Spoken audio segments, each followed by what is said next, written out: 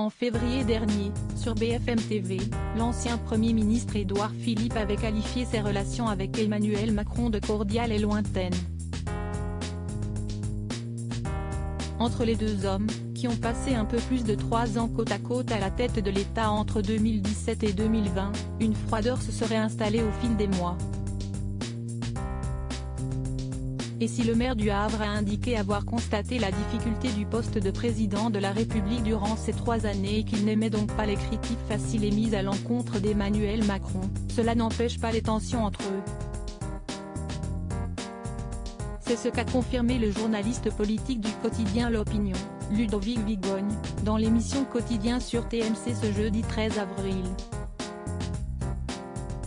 Alors que Yann Barthès lui demandait de confirmer si, comme l'indiquait Nicolas Sarkozy, Édouard Philippe est l'obsession d'Emmanuel Macron, il a déclaré « Oui, s'y est-il véritablement de la haine entre Emmanuel Macron et Édouard Philippe ?»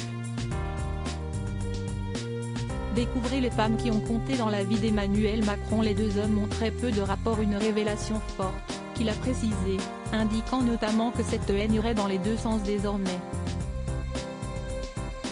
Avant d'ajouter, Édouard Philippe a bien vu ce qu'on lui faisait. Il a essuyé moult coups et il a bien vu qu'Emmanuel Macron avait tout fait pour empêcher l'envol de son parti Horizon. Selon le journaliste politique, Édouard Philippe a tiré des conclusions et les deux hommes ont très peu de rapport. Alors qu'il venait faire la promotion de son livre sur le chef de l'État, Les 100 jours, qui raconte les 100 jours qui ont suivi la réélection d'Emmanuel Macron en 2022, Ludovic Vigogne a expliqué que le président de la République, s'il est rentré dans l'histoire en se faisant réélire, a ensuite traversé un passage à vide tout à fait étonnant, qui explique la situation inextricable dans laquelle il est aujourd'hui. La raison ? Il n'a rien préparé. Selon lui, les difficultés rencontrées par le locataire de l'Élysée actuellement viennent en grande partie de ce manque de préparation. Il a pensé durant tout son premier quinquennat à sa réélection. Ça a été son obsession. Il y a pensé chaque jour.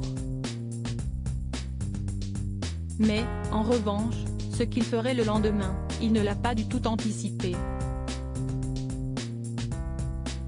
Article écrit en collaboration avec 6 médias Crédit Photo, Elliott Blondet-Poul.